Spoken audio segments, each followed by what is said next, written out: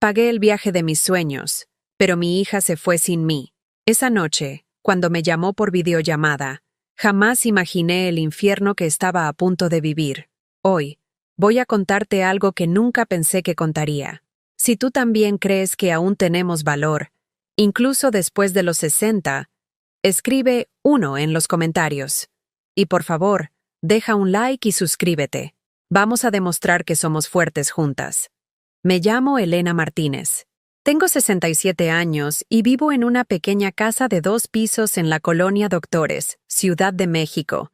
La misma casa donde crié a mi única hija, Lucía. Las paredes color rosa mexicano están llenas de fotografías. Su primer día de escuela en el uniforme azul marino del Colegio Simón Bolívar. Su graduación de la preparatoria con esa sonrisa radiante que heredó de su padre. Su boda hace 15 años en la parroquia de San José, donde yo mismo bordé a mano las flores de su vestido durante 6 meses. Cada mañana me levanto a las 5:30. Mis articulaciones crujen como las maderas viejas de esta casa cuando piso el suelo frío de Talavera. Preparo café de olla en la pequeña cocina que huele eternamente a canela y piloncillo. El mismo aroma que llenaba la casa cuando Lucía era niña, y corría en pijama pidiendo sus molletes con frijoles. Mi rutina es siempre la misma. Reviso que las plantas del patio estén bien regadas, las bugambilias moradas que planté cuando nació mi nieta mayor, los geranios rojos que florecen cada primavera sin falta. Después, me siento en mi silla de mimbre junto a la ventana que da a la calle, observando cómo los vecinos salen corriendo hacia el metro Doctores, con sus tortas envueltas en papel aluminio y sus termos de café. Pero esta mañana era diferente. Llevaba 3 semanas sintiéndome como una niña esperando la Navidad. En mi buró, guardado como un tesoro, tenía 2 boletos para un crucero por el Caribe. Uno a mi nombre, Elena Martínez, y otro al nombre de mi hija, Lucía Herrera de Sandoval. El viaje de mis sueños.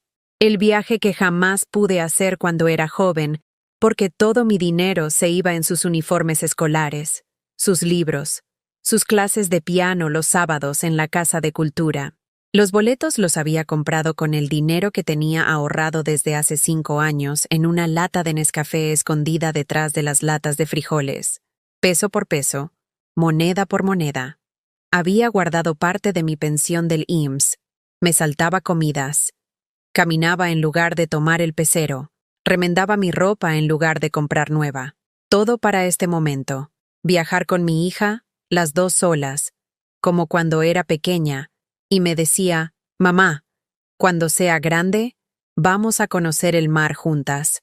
El teléfono sonó a las 9 de la mañana. El timbre estridente me sobresaltó, haciéndome derramar unas gotas de café sobre mi bata floreada. «¿Bueno?» «Ay, mamá, ¿cómo estás?» La voz de Lucía sonaba extrañamente dulce, con ese tonito meloso que usaba cuando era adolescente y quería pedirme dinero para sus salidas. «Bien, mi amor, ya tengo todo listo para el viaje. Ayer fui a Sanborns y me compré un traje de baño nuevo, ¿te imaginas? A mi edad. Pero me dijeron que azul marino me favorece y... Mamá, espérate. Te hablo justamente por eso». Algo en su tono me hizo sentir un vacío en el estómago, como cuando el doctor me dijo que necesitaría cirugía el año pasado. «¿Qué pasa, hija?» «Es que... bueno, he estado pensando mucho en esto. Y la verdad es que no creo que sea buena idea que vengas». El mundo se detuvo. Las bugambilias del patio parecieron perder su color. El café se enfrió en mi taza, y hasta el ruido de los camiones en la avenida Cuauhtémoc se volvió un eco lejano. «¿Cómo que no es buena idea?» «Ay, mamá, no te lo tomes a mal. Es que tú ya no tienes la misma energía de antes. Te cansas mucho cuando caminas, siempre tienes que ir al baño, te da miedo el agua profunda. Y además, el doctor te dijo que cuidaras tu presión. En un barco, sin hospitales cerca, puede ser peligroso». Mis manos empezaron a temblar. La taza de café resbaló de mis dedos y se estrelló contra el suelo de Talavera, llenando mi cocina del sonido de la porcelana rompiéndose. Era la taza que Lucía me había regalado el Día de las Madres hace 3 años, la que tenía escrito «La mejor mamá del mundo», con letras doradas que ya se habían desvanecido de tanto uso. Pero yo pagué el viaje, Lucía, con mis ahorros. Era nuestro sueño. Sí, mamá, y te lo agradezco muchísimo. Pero piénsalo bien. Tú ya viviste mucho, ya conoces la vida. Yo todavía tengo ganas de disfrutar, de conocer lugares nuevos. Y las niñas nunca han visto el mar. Sería egoísta de mi parte no llevarlas, ¿no crees? ¿Las niñas? ¿Mis nietas? ¿Ella iba a llevar a Sofía y a Valeria en mi lugar?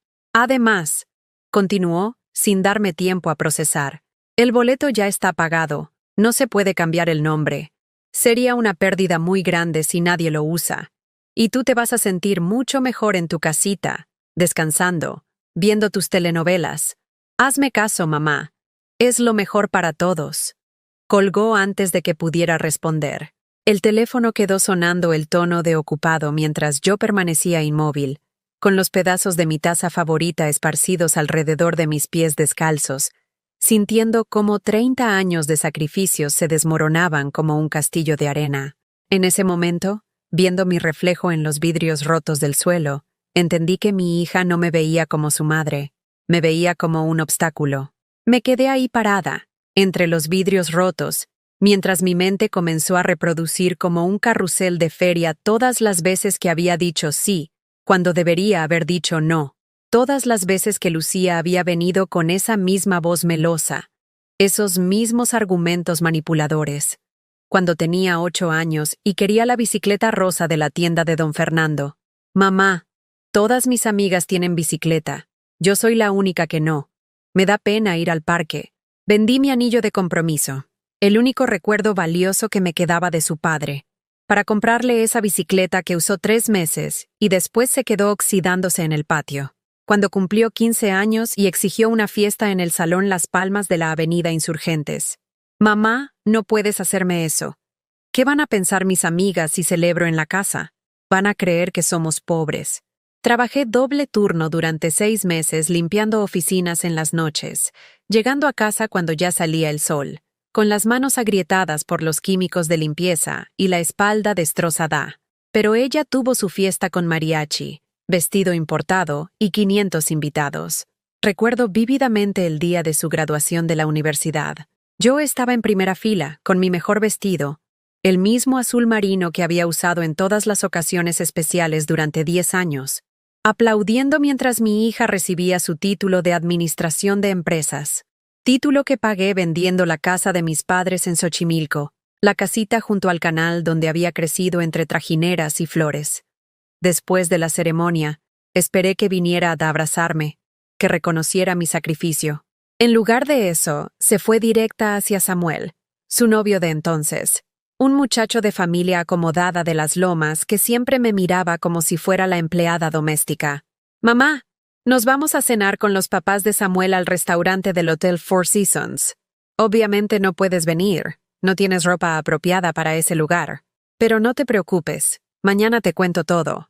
Esa noche cené sola en mi cocina un sándwich de jamón barato, mientras ella brindaba con champán francés por un futuro que, según había entendido, no me incluía.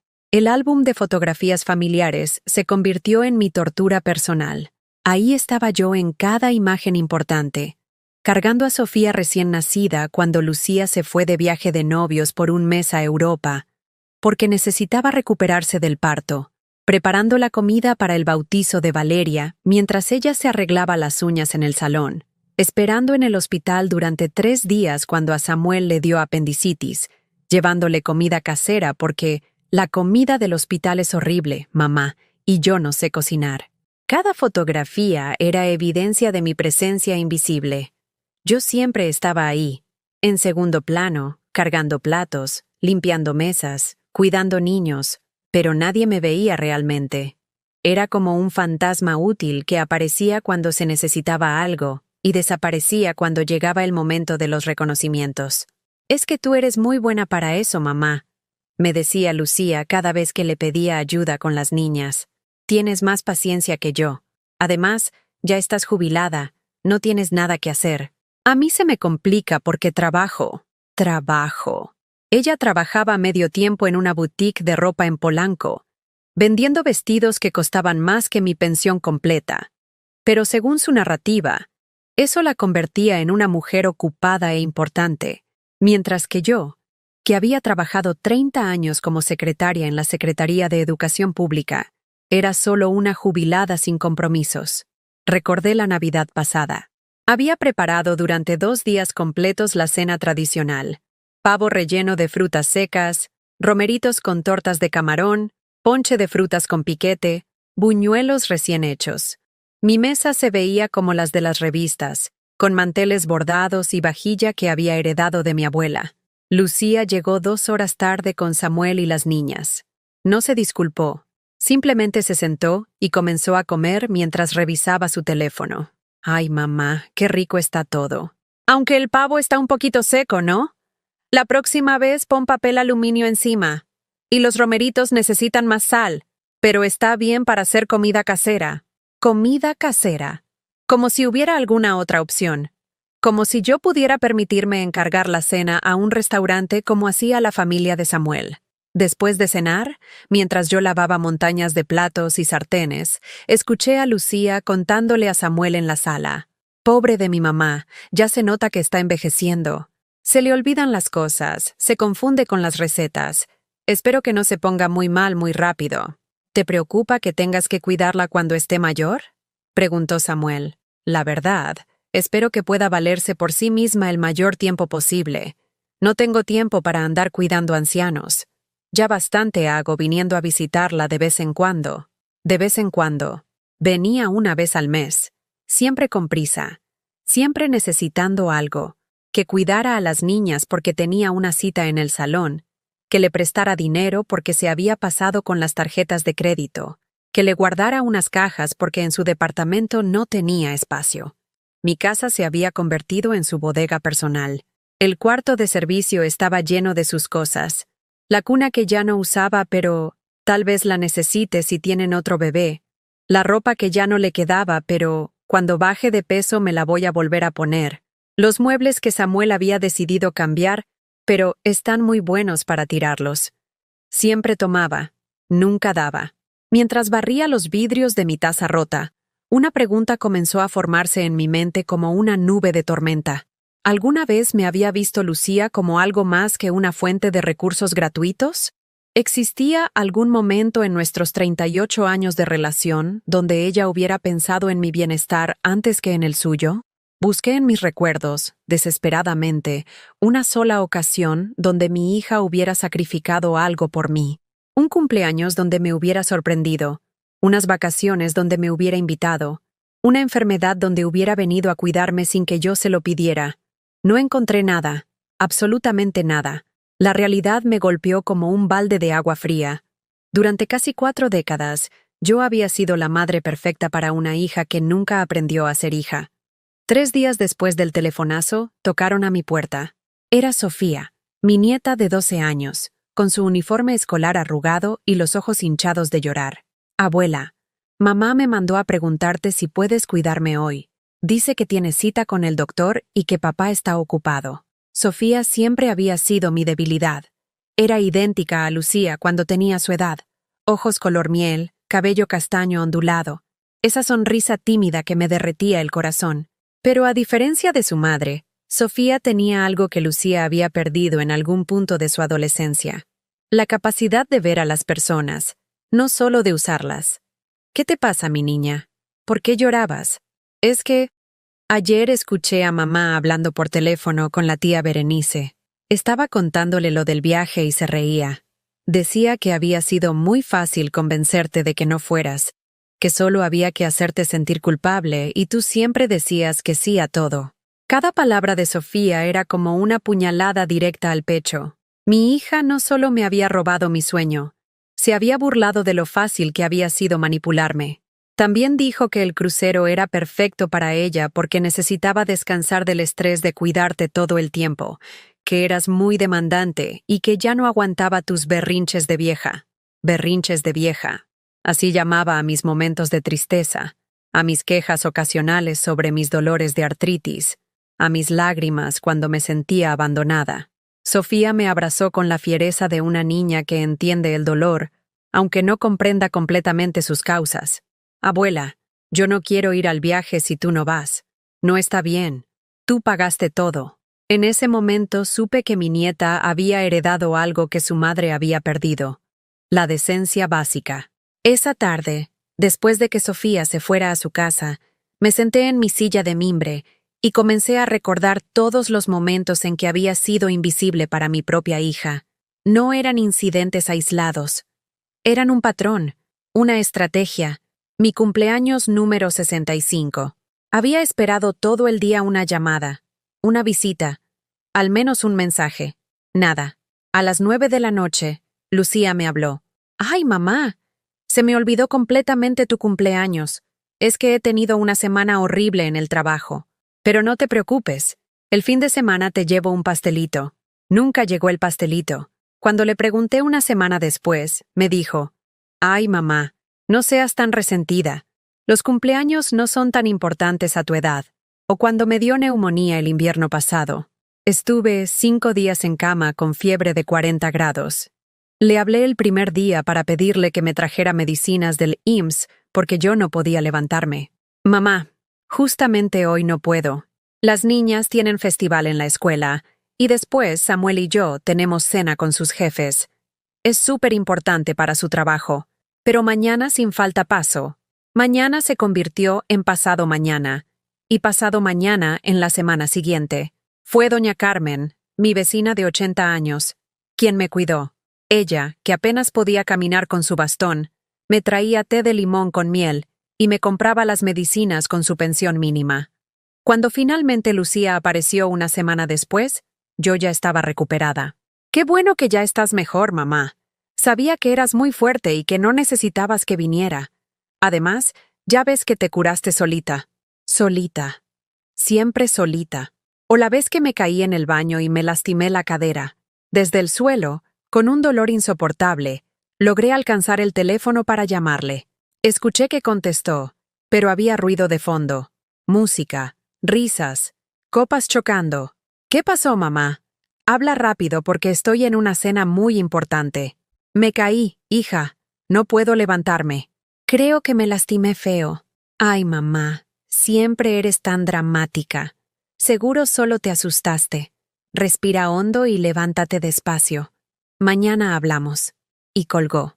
Estuve tirada en el piso del baño 4 horas hasta que doña Carmen, preocupada porque no había visto luz en mi casa, decidió saltar la barda de atrás para revisar que estuviera bien. Cuando confronté a Lucía al día siguiente, su respuesta fue: «Mamá, ¿cómo iba a saber que era grave?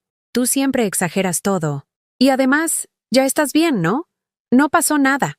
Esa noche, mientras veía las fotografías del viaje que Lucía había comenzado a subir a Facebook, algo dentro de mí se quebró definitivamente. No fue un rompimiento dramático, sino más bien como cuando una rama seca finalmente se rinde al peso de la nieve. Silencioso, inevitable, completo. En las fotos, Lucía se veía radiante. Sofía y Valeria corrían por la cubierta del barco con vestidos nuevos que yo nunca les había visto. Samuel brindaba en el restaurante del barco con una camisa que costaba más que mi renta mensual. Y en una de las últimas fotos, Lucía había subido una imagen de la suite, mi suite, la que yo había pagado, con un mensaje que me hizo vomitar de verdad. «Bendecida de poder darles esta experiencia increíble a mis niñas. El sacrificio de las madres siempre vale la pena. Mamá orgullosa, viaje inolvidable, bendiciones familiares. El sacrificio de las madres». Ella se había vuelto la heroína de su propia historia, la madre abnegada que hacía sacrificios por sus hijas.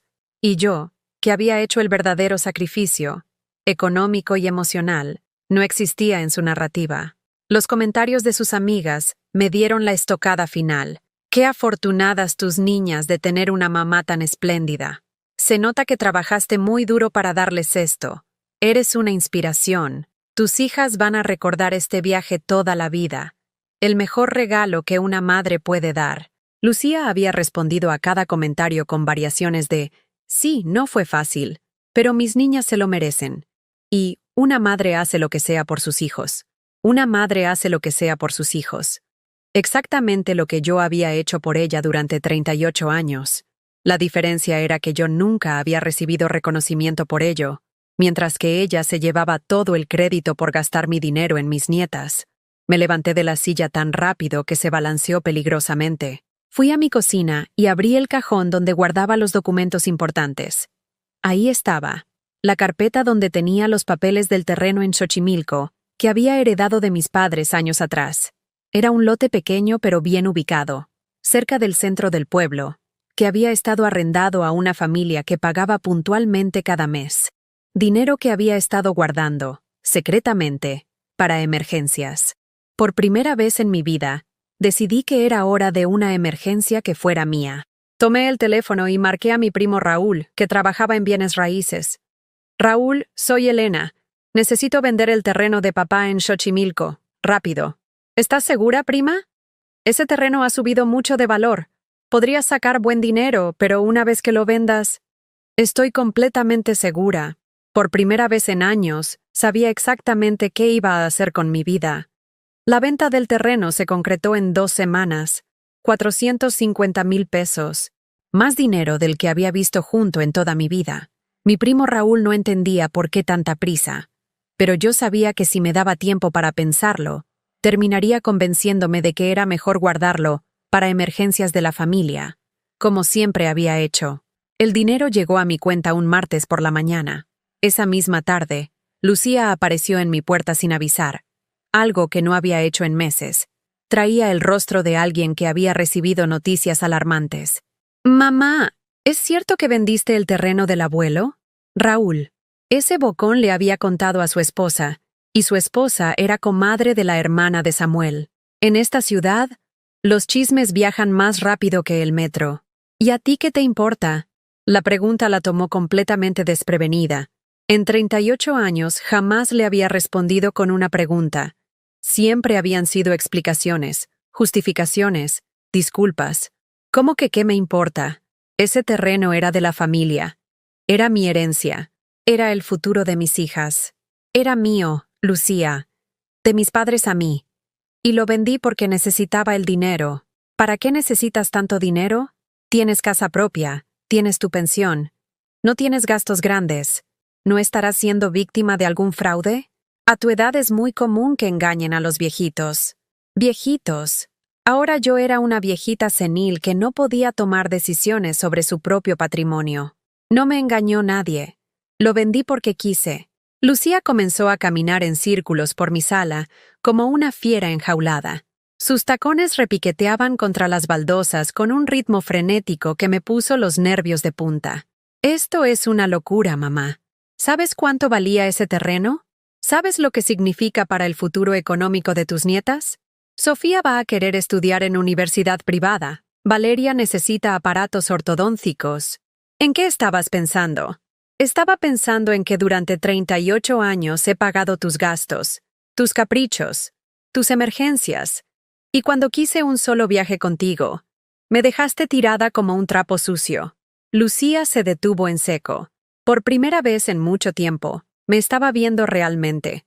No como un obstáculo que sortear, sino como una persona que acababa de decir algo inesperado. Ay, mamá, todavía sigues con lo del crucero. Ya te expliqué que fue por tu bien. Tú no habrías disfrutado. Era mejor que... ¡Cállate! El grito salió de mis pulmones con una fuerza que no sabía que tenía. Lucía se quedó con la boca abierta, como si hubiera visto un fantasma. No vuelvas a decirme que fue por mi bien. No vuelvas a tratarme como si fuera una niña que no sabe lo que le conviene. Soy tu madre, no tu proyecto de caridad. Lucía se sentó en el sillón que había sido de mi mamá, el mismo donde yo la había arrullado cuando era bebé.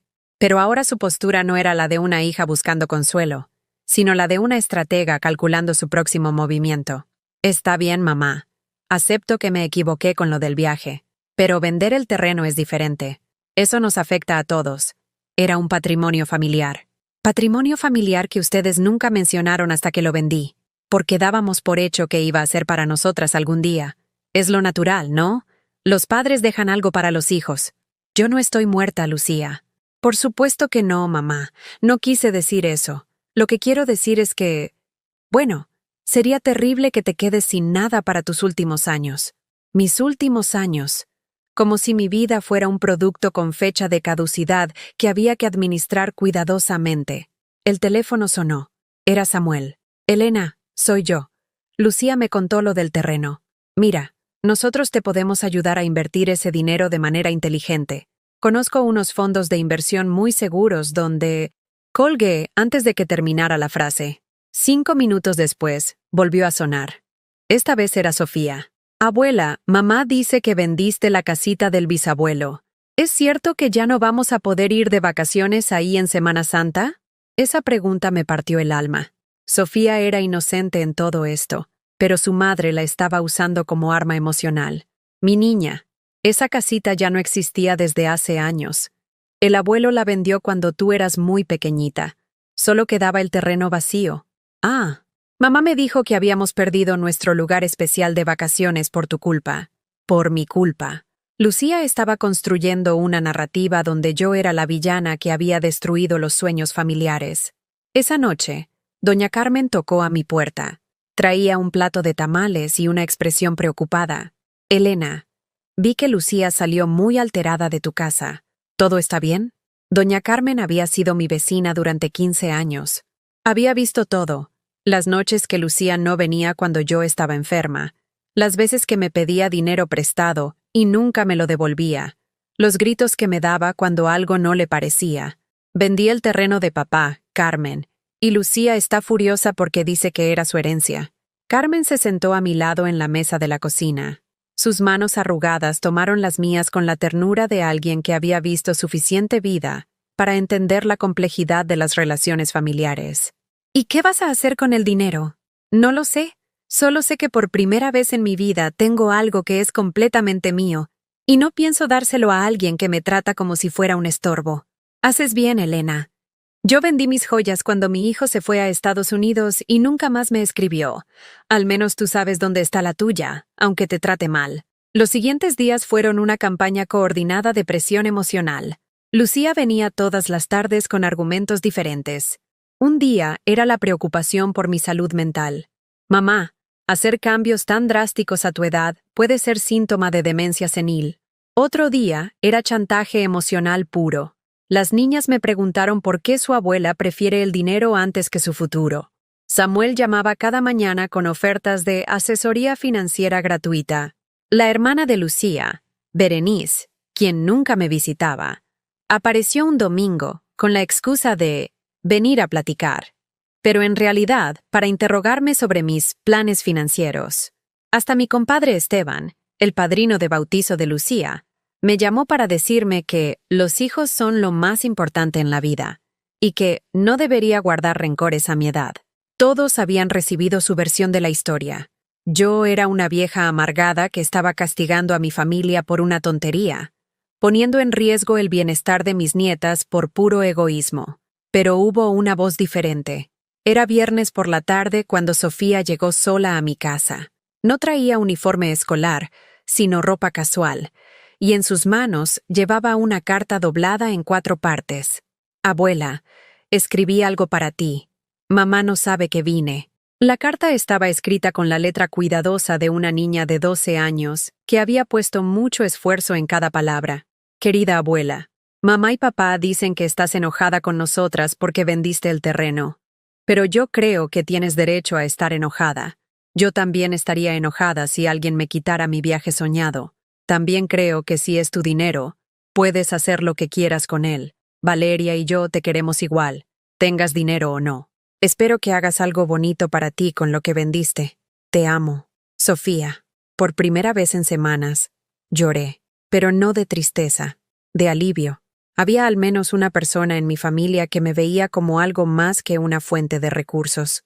Le di un abrazo a Sofía que duró varios minutos, respirando el aroma de su shampoo de manzana, sintiendo la sinceridad de sus brazos pequeños alrededor de mi cuello. Gracias, mi niña. Esto significa más para mí de lo que puedes imaginar. Abuela, ¿puedo preguntarte algo? ¿Qué vas a hacer con el dinero? ¿Sabes qué, Sofía? Creo que voy a hacer algo que nunca he hecho en mi vida. ¿Qué? Voy a pensar en mí primero. Después de la visita de Sofía, algo cambió en mi interior. Era como si su carta hubiera encendido una pequeña llama que llevaba años apagada. Por primera vez en décadas me pregunté, ¿qué quiero yo? No lo que necesita Lucía, no lo que les conviene a las niñas, no lo que esperan los demás. ¿Qué quiero Elena Martínez para Elena Martínez? La respuesta llegó esa misma noche, mientras hojeaba una revista que había encontrado en el consultorio del doctor. Un anuncio de un curso de pintura para adultos mayores en la Casa de Cultura Jesús Reyes Heroles. Nunca es tarde para crear, decía el eslogan. La imagen mostraba a una señora de mi edad, con delantal manchado de colores, sonriendo frente a un caballete. Recordé cuando era joven y dibujaba en mis ratos libres. Tenía cuadernos llenos de bocetos, retratos de Lucía durmiendo, paisajes de Xochimilco, flores de mi jardín. Cuando Lucía creció, no tuve más tiempo para esas tonterías, como las llamaba su padre. Todo mi tiempo libre se destinó a trabajar más horas para costear sus gastos crecientes. El lunes por la mañana, caminé las 8 cuadras hasta la Casa de Cultura. Hacía años que no salía de mi colonia sin un propósito específico relacionado con Lucía o las niñas. El simple acto de caminar por las calles del centro histórico, observando las fachadas coloniales y el ajetreo de la gente, se sintió como una pequeña aventura. Buenos días, vengo por el curso de pintura. La recepcionista, una muchacha joven con cabello teñido de morado, me sonrió con genuina calidez. Perfecto. ¿Es su primera vez tomando clases de arte? La primera vez en 40 años. ¡Qué emocionante! Va a ser como redescubrirse a sí misma. Redescubrirse a sí misma.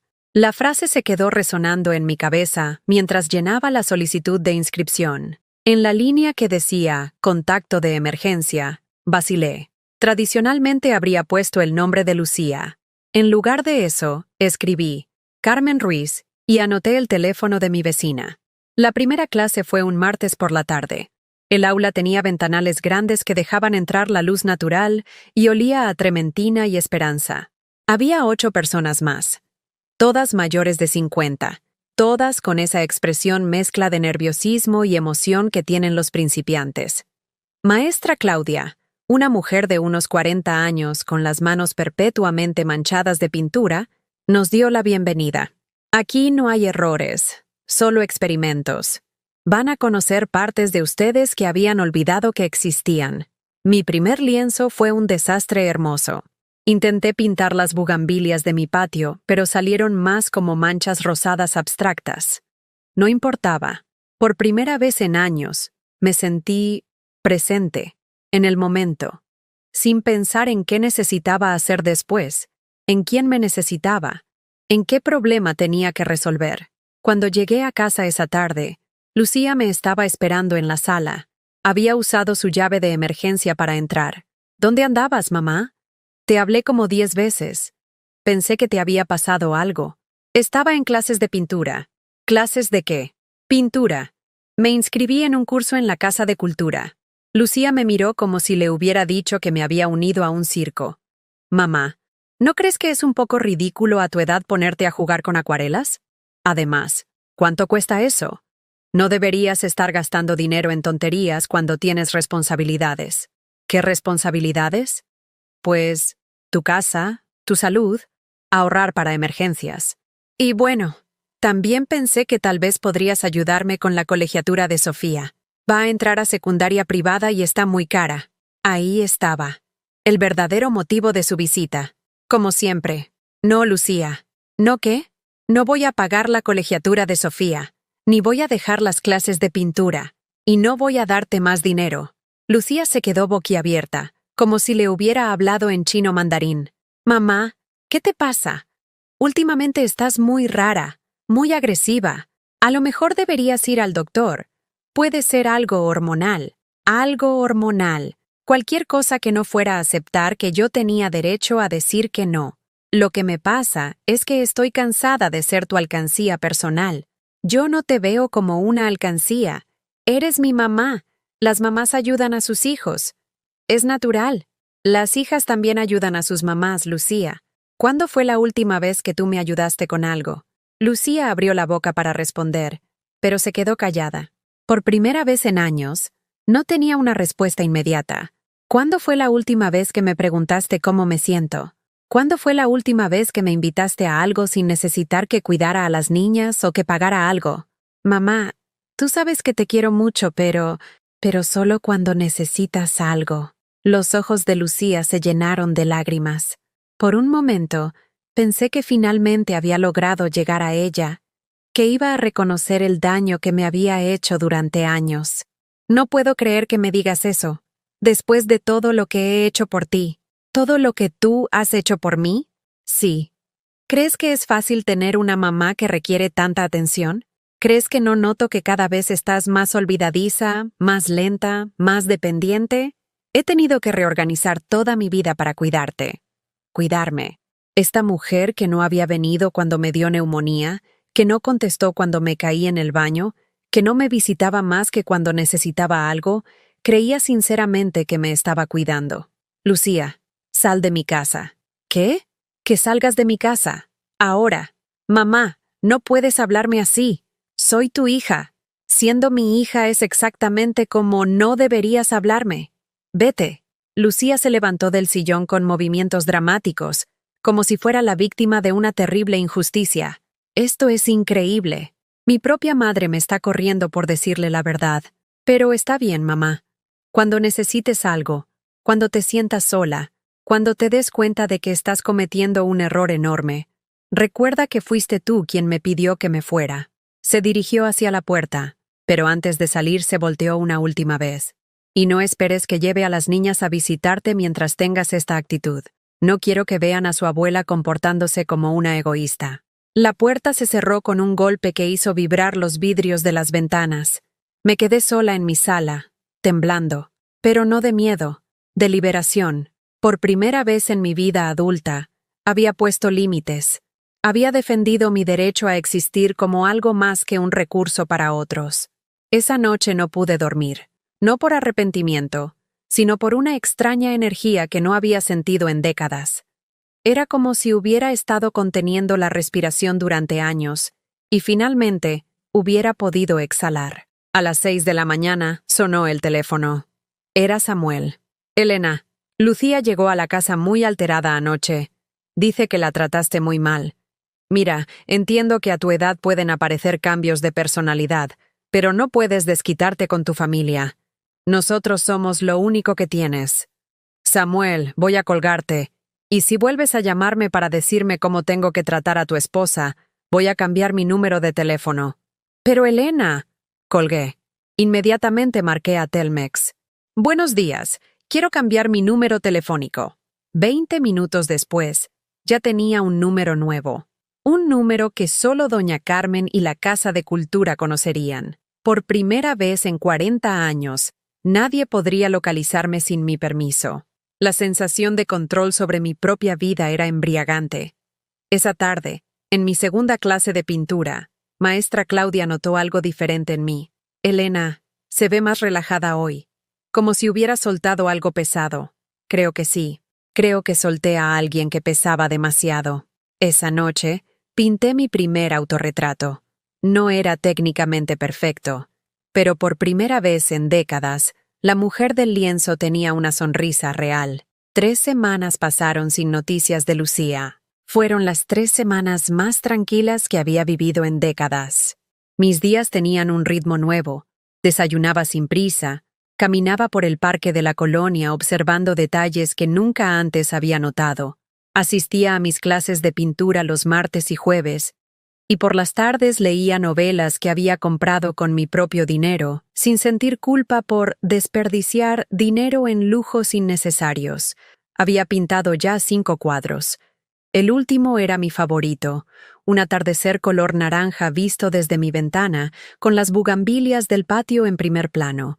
Maestra Claudia había dicho que tenía un ojo natural para el color y la composición. A los 67 años, estaba descubriendo que tenía talento para algo que no fuera sacrificarme por otros. Mi paz se rompió un domingo por la tarde. Doña Carmen tocó a mi puerta con expresión preocupada. Elena, hay como 10 personas paradas afuera de tu casa, toda la familia de Lucía, y otros que no conozco. Se ven muy alterados. Me asomé por la ventana. Ahí estaban todos. Lucía con un vestido negro que la hacía verse como si fuera a un funeral. Samuel con traje y corbata como si esto fuera una junta de negocios. Las niñas vestidas con sus mejores ropas, la hermana de Lucía, Berenice, con su marido y sus hijos, mi compadre Esteban, e incluso la señora Marta, la vecina de 3 casas que apenas me saludaba en la calle. Era una intervención familiar. Habían venido en grupo para presionarme, usando a las niñas como escudos emocionales y a los demás como testigos de mi supuesta irracionalidad. Respiré profundo. Durante semanas había imaginado este momento, y ya sabía qué iba a hacer. Abrí la puerta. ¿Qué se les ofrece? Lucía se adelantó, con los ojos rojos y una expresión de víctima que había perfeccionado desde la adolescencia. Mamá, venimos a hablar contigo. Todos estamos muy preocupados por ti. No los invité a preocuparse. Elena, intervino mi compadre Esteban con su voz de patriarca familiar. Esto ya se salió de control. Una familia no puede estar peleada por dinero. Lucía me contó todo lo que ha pasado, y creo que hay malentendidos que se pueden arreglar si platican como gente civilizada. No hay malentendidos, Esteban. Hay claridades. Samuel dio un paso al frente, con esa sonrisa condescendiente que usaba cuando quería parecer razonable. Elena, mira, entendemos que te sientes incomprendida. Las diferencias generacionales son normales, pero estás lastimando a personas inocentes. Señaló a Sofía y Valeria, que efectivamente se veían confundidas y tristes. Las niñas no entienden por qué su abuela ya no les habla. Esa fue la gota que derramó el vaso. ¿No les hablo? ¿Quién cambió el número de teléfono sin avisarme? ¿Quién me prohibió ver a mis nietas porque según ella no quería que vieran a su abuela comportándose como una egoísta? Lucía se ruborizó, pero no retrocedió. Lo hice para protegerlas de verte en este estado tan alterado. No es sano para unas niñas ver a su abuela así. ¿Así cómo? Así de resentida, amargada, diciéndole cosas horribles a su propia familia. Berenice, la hermana de Lucía, que siempre había sido su cómplice en todo, se unió al ataque. Tía Elena, Lucía me contó que le dijiste que solo te buscaba cuando necesitaba algo. Eso es muy cruel. Lucía te adora. Siempre ha estado al pendiente de ti. ¿Al pendiente de mí? ¿En serio? Entré a mi casa y regresé con una caja de zapatos que había preparado para este momento. La había llenado con evidencias de mi abandono. Recibos médicos donde yo aparecía como única responsable de mis gastos de salud. Comprobantes de reparaciones de la casa que había pagado sola. Fotografías de cumpleaños míos donde aparecía sola con un pastel comprado por mí misma. Miren esto.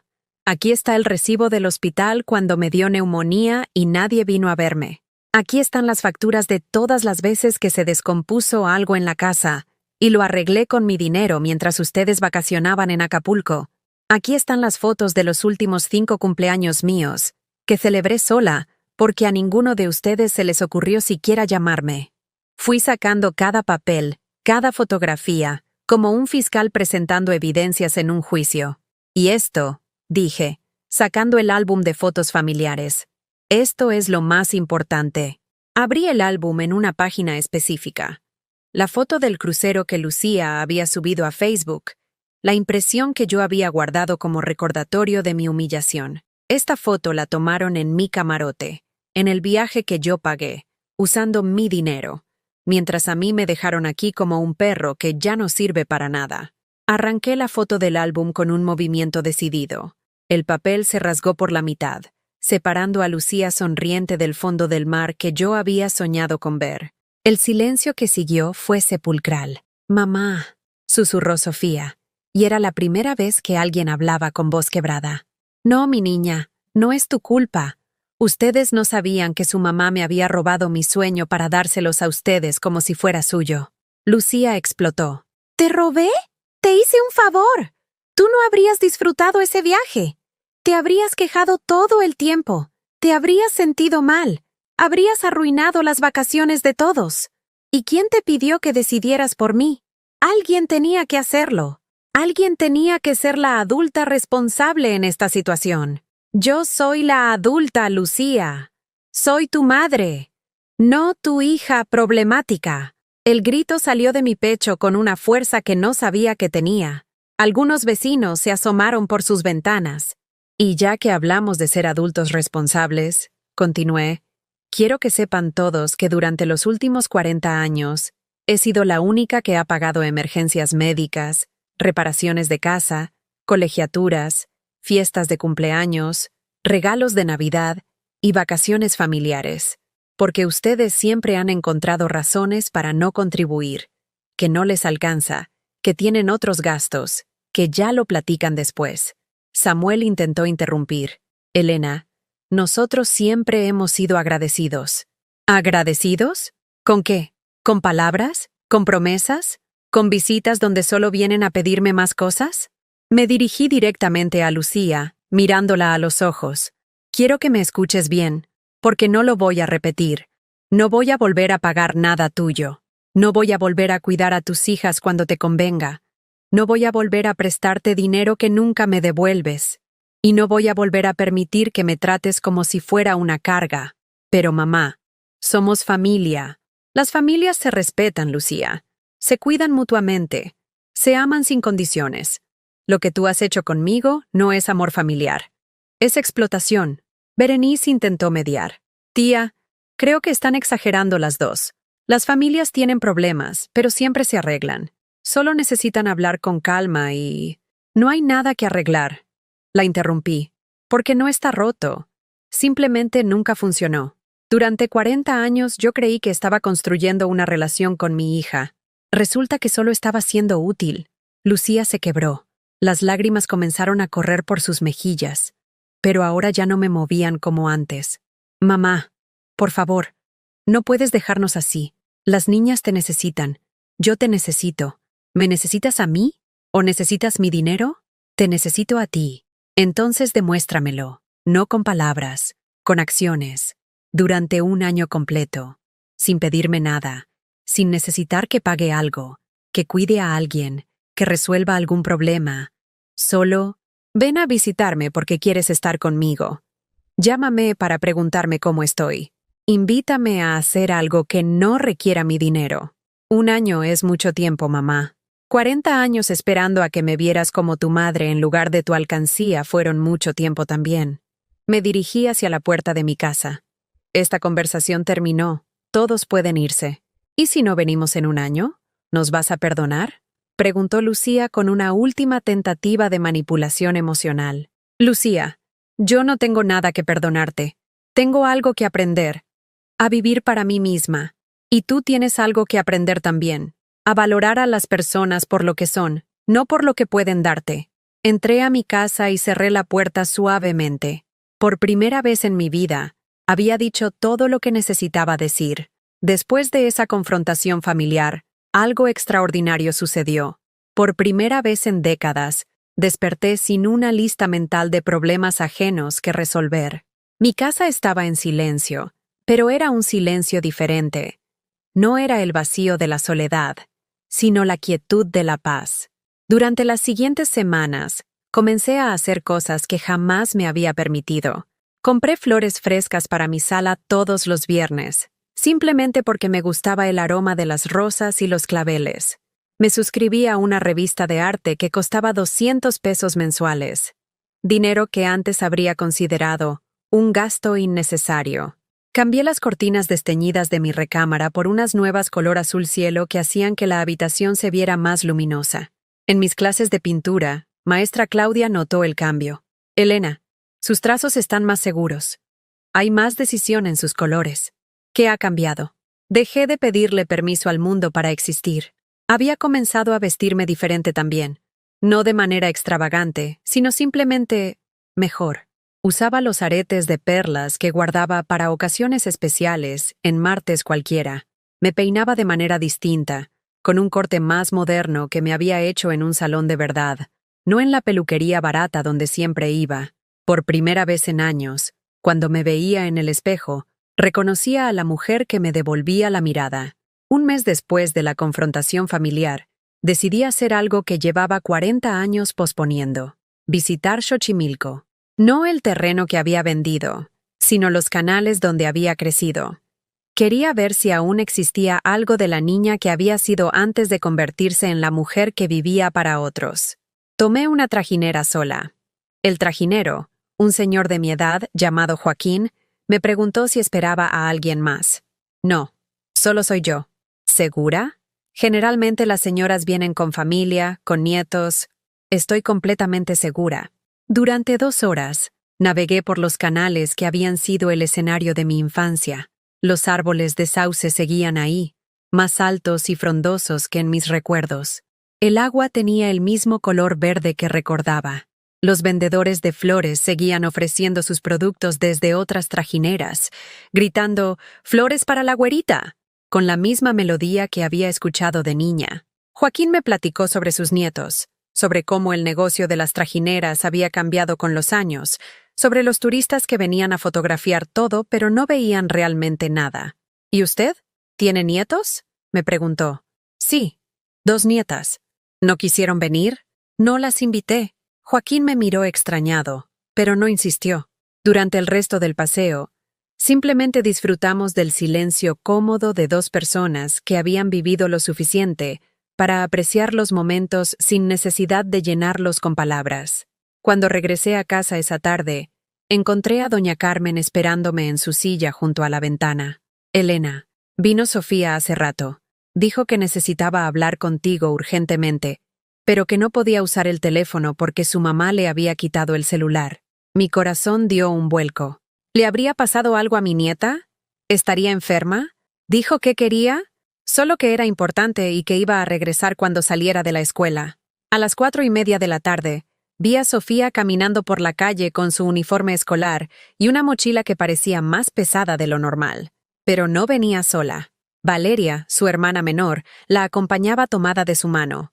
Cuando tocaron a mi puerta, mi primera reacción fue de alarma. ¿Qué hacen aquí? ¿Saben sus papás que vinieron? Sofía negó con la cabeza. Abuela, tenemos que hablar contigo. Valeria y yo decidimos algo importante. Las invité a pasar. Valeria, que apenas tenía 9 años, se veía nerviosa pero decidida. Abuela, comenzó Sofía, entendimos lo que pasó con mamá. Al principio no entendíamos por qué ya no nos visitabas, pero Valeria y yo hemos estado hablando mucho. Ot, yo me acuerdo de cuando mamá te gritó en tu cumpleaños el año pasado, dijo Valeria con su vocecita tímida. Te gritó porque el pastel que compraste no era del sabor que a ella le gustaba. Tú lloraste en la cocina. Yo te vi. El corazón se me encogió. No sabía que mis nietas habían sido testigos de tantos momentos dolorosos. Y yo me acuerdo cuando te caíste en el baño y mamá no vino, añadió Sofía. Tú nos cuidaste cuando nos dio varicela a las 2, pero cuando tú te enfermaste, mamá dijo que estabas exagerando. Sofía abrió su mochila y sacó una carta escrita a mano. Pero esta vez no era solo de ella. Tenía 2 letras diferentes, la suya y la de Valeria. Escribimos esto juntas. Queríamos que supieras que aunque mamá y papá están enojados contigo, nosotras entendemos que tenías razón. Leí la carta en voz alta. Querida abuela Elena, Valeria y yo hemos estado hablando sobre todo lo que pasó. Creemos que mamá no te trata bien y que tú tenías derecho a enojarte. Nosotras te queremos mucho, no por tu dinero, sino porque eres nuestra abuela. Queremos seguir viéndote, pero no queremos que te sientas obligada a cuidarnos o a pagarnos cosas. Solo queremos estar contigo porque te amamos. Si tú quieres, podemos venir a visitarte después de la escuela, cuando mamá no se dé cuenta. No tienes que comprarnos nada ni hacernos comida especial. Solo queremos que nos dejes abrazarte y contarte cómo nos fue en la escuela. Esperamos que no estés enojada con nosotras también. Con mucho amor, Sofía y Valeria. Las lágrimas comenzaron a correr por mis mejillas, pero por primera vez en mucho tiempo, eran lágrimas de felicidad pura. Mis niñas hermosas. Yo nunca podría enojarme con ustedes. Ustedes no tienen la culpa de nada. Las abracé a las 2, sintiendo sus pequeños cuerpos cálidos contra el mío, respirando el aroma de sus shampoos infantiles y su inocencia. Pero no quiero que se metan en problemas con sus papás por venir a verme. Ya hablamos de eso, dijo Sofía con una madurez que me sorprendió. Decidimos que vamos a ser honestas. Les vamos a decir que queremos seguir viendo a nuestra abuela, y que si no nos dejan, nos vamos a sentir muy tristes. Es que tú nunca nos has tratado mal, añadió Valeria. Siempre nos das abrazos verdaderos, no como mamá que nos abraza mientras está viendo su teléfono. Esa tarde, las tres nos sentamos en mi patio a merendar galletas María con leche. No hablamos de problemas familiares. Sofía me contó sobre su materia favorita en la escuela, ciencias naturales, y Valeria me enseñó un dibujo que había hecho de las tres juntas bajo un árbol.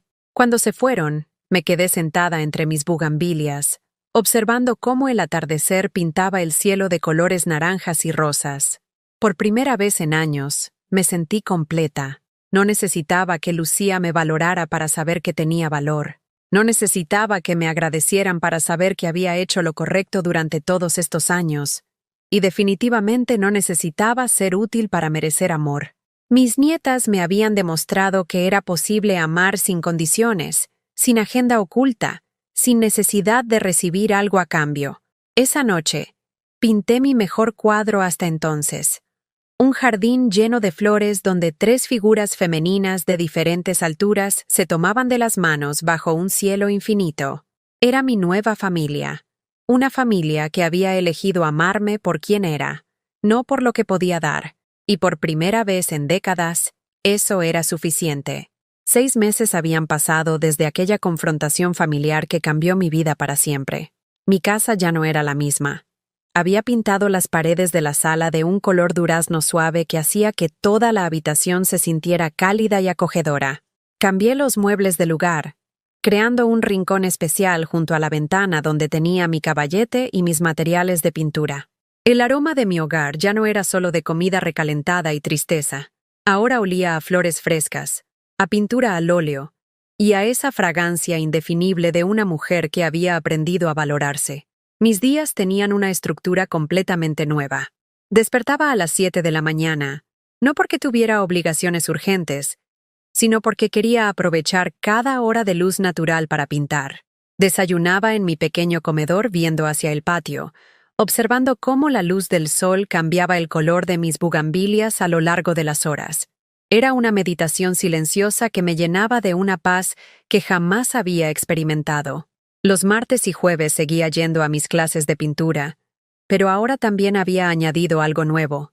Los viernes por la tarde tomaba clases de baile folclórico en el mismo centro cultural. A los 67 años, estaba aprendiendo a mover mi cuerpo al ritmo de sones jarochos y danzas de Oaxaca. Mi maestra, una mujer llamada Patricia de unos 50 años, decía que yo tenía ritmo natural y que mis movimientos expresaban una alegría auténtica que no se puede fingir. La primera vez que me puse el traje regional para una presentación del grupo, me quedé varios minutos frente al espejo de mi recámara, sin reconocer a la mujer que me devolvía la mirada. El rebozo azul real contrastaba hermosamente con mi cabello, que ahora llevaba más corto y con algunas mechas plateadas que el estilista había sugerido para realzar mi personalidad vibrante. Mis ojos, que durante años habían reflejado cansancio y resignación, ahora brillaban con algo que había olvidado que poseía: ilusión. Señora Elena, me había dicho el estilista, un joven llamado Rodrigo que trabajaba en un salón moderno de la colonia Roma. Usted tiene unos pómulos hermosos que había estado escondiendo con ese peinado tan conservador. Y sus ojos, tiene unos ojos que cuentan historias. Rodrigo tenía razón. Mis ojos ahora contaban una historia diferente. Ya no eran los ojos de una mujer que se disculpaba por existir, sino los de alguien que había encontrado su lugar en el mundo. Mis vecinos habían comenzado a notarlo también. Doña Carmen, que durante años había sido testigo silencioso de mi sufrimiento, ahora me comentaba casi diariamente sobre mi transformación. Elena, no sé qué te está pasando, pero te ves 15 años más joven. Caminas diferente, hablas diferente. Es como si te hubieras quitado un peso de encima. Me quité varios pesos de encima. Le respondí con una sonrisa que antes habría sido imposible. Incluso don Roberto, el señor de la tienda de la esquina que durante años me había visto pasar cabizbaja y siempre con prisa, había comenzado a hacerme conversación. Oiga, doña Elena, ¿ya vio que pusieron una nueva exposición en el Museo de Arte Popular? A lo mejor le interesa. La veo muy artística últimamente. Don Roberto tenía razón. Había comenzado a visitar museos los fines de semana, algo que jamás me había dado permiso de hacer cuando mi tiempo libre estaba destinado a resolver problemas familiares. Mi favorito era el Museo Frida Kahlo, no solo por sus pinturas, sino por la historia de una mujer que había transformado su dolor en arte. De alguna manera, me identificaba con esa idea de convertir el sufrimiento en algo hermoso. Uno de mis cuadros, un paisaje de Xochimilco que había pintado de memoria, había llamado tanto la atención en mi clase que maestra Claudia me sugirió enviarlo a un concurso local de arte para adultos mayores. Elena, usted tiene un talento natural que no debería desperdiciar. Este cuadro transmite nostalgia, pero también esperanza. Es técnicamente sólido y emocionalmente poderoso. Cuando me entregaron el tercer lugar en ese concurso, lloré, pero no de tristeza. Era la primera vez en mi vida que recibía reconocimiento por algo que yo había creado, no por algo que había hecho para otros. El diploma tenía mi nombre completo, Elena Martínez González, y las palabras, por su destacada contribución al arte comunitario. Era el primer documento oficial en el que aparecía mi nombre sin estar relacionado con Lucía, con pagos de colegiaturas o con responsabilidades familiares. Esa noche, cuando colgué el diploma en mi sala, me senté en mi silla favorita y me permití una reflexión que había estado evitando durante meses. Durante 40 años, había creído que mi valor como persona dependía de qué tanto podía dar a otros. Había medido mi éxito como madre por la felicidad de Lucía, mi éxito como abuela por las sonrisas de mis nietas, mi éxito como mujer por qué tanto podía sacrificar de mí misma para que otros estuvieran cómodos. Nunca había considerado la posibilidad de que mi valor fuera inherente, independiente de mi utilidad. Ahora, sentada en mi sala renovada, rodeada de mis pinturas y mis flores frescas, mirando mi diploma colgado en la pared, entendí algo fundamental. Yo era valiosa simplemente por existir. Tenía derecho a ocupar espacio en el mundo, a tener opiniones, a decir no, a gastar mi dinero en cosas que me dieran alegría, a dedicar mi tiempo a actividades que nutrieran mi alma en lugar de vaciar mi energía. Era una revelación tan simple y tan profunda que me hizo reír en voz alta. Los encuentros con Sofía y Valeria se habían vuelto regulares, pero ahora eran diferentes. Venían 2 veces por semana después de la escuela, siempre con permiso de Lucía, quien había comenzado a ceder ante la insistencia de sus hijas. Pero nuestros encuentros ya no giraban alrededor de que yo las cuidara o les resolviera problemas. Ahora eran intercambios genuinos entre 3 mujeres de diferentes generaciones que disfrutaban la compañía mutua. Sofía había comenzado a interesarse por la pintura, y yo le enseñaba técnicas básicas en mi patio los sábados por la mañana. Valeria prefería que le contara historias de cuando yo era niña, relatos de mi propia infancia en Xochimilco que ningún adulto en su vida actual había tenido tiempo de escuchar. «Abuela, ¿cómo era tu mamá?», me preguntó Valeria una tarde mientras pintábamos flores en cartulinas. Era una mujer muy fuerte, mi niña. Trabajaba todo el día y siempre se aseguraba de que tuviéramos todo lo que necesitábamos. Pero también se daba tiempo para ella. Los domingos se arreglaba bonito y salía a caminar por el pueblo solo para ver gente. Decía que era importante que las mujeres no se olvidaran de que eran personas, no solo madres. ¿Y tú te olvidaste de eso?, preguntó Sofía con la perspicacia que la caracterizaba. Sí, mi amor. Me olvidé durante muchos años, pero ya me acordé. Una tarde de octubre, mientras regresaba de mi clase de baile folclórico, me encontré con una sorpresa inesperada. Samuel estaba parado frente a mi casa, pero no con la actitud prepotente de meses atrás. Se veía nervioso, incluso un poco avergonzado. «¿Elena? ¿Podríamos hablar? Depende de qué quieras hablar. De Lucía, y de nosotros, y de que creo que tuviste razón en muchas cosas». Lo invité a pasar, más por curiosidad que por cortesía. Samuel se sentó en la orilla del sillón, como si temiera contaminar mi espacio con su presencia. Lucía ha estado muy deprimida desde la confrontación familiar. Al principio yo pensé que tú habías exagerado, que eran problemas normales entre madre e hija, pero he estado observando y me di cuenta de cosas que antes no veía. ¿Cómo qué? Como que efectivamente solo te buscábamos cuando necesitábamos algo, como que nunca te preguntábamos cómo estabas realmente. como que asumíamos que ibas a estar disponible para nosotros siempre, sin considerar tus propios planes o deseos. Samuel hizo una pausa, mirando sus manos. Y me di cuenta de que yo fui parte del problema. Siempre vi natural que Lucía dependiera económicamente de ti para cosas que nosotros podríamos haber pagado.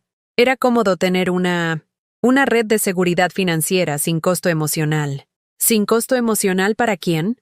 Para nosotros. Para ti el costo era enorme, y nunca lo reconocimos. Era la primera vez que alguien de esa familia admitía la realidad de lo que había vivido durante décadas. ¿Y qué esperas de esta conversación, Samuel? No espero nada. Solo quería que supieras que entiendo por qué hiciste lo que hiciste. Y que Lucía también está empezando a entenderlo. Cuando Samuel se fue esa tarde, me quedé pensando en su visita. No había venido a pedirme nada. No había intentado manipularme para que regresara a la dinámica anterior. Simplemente había venido a reconocer mi experiencia. Era un pequeño paso, pero era algo.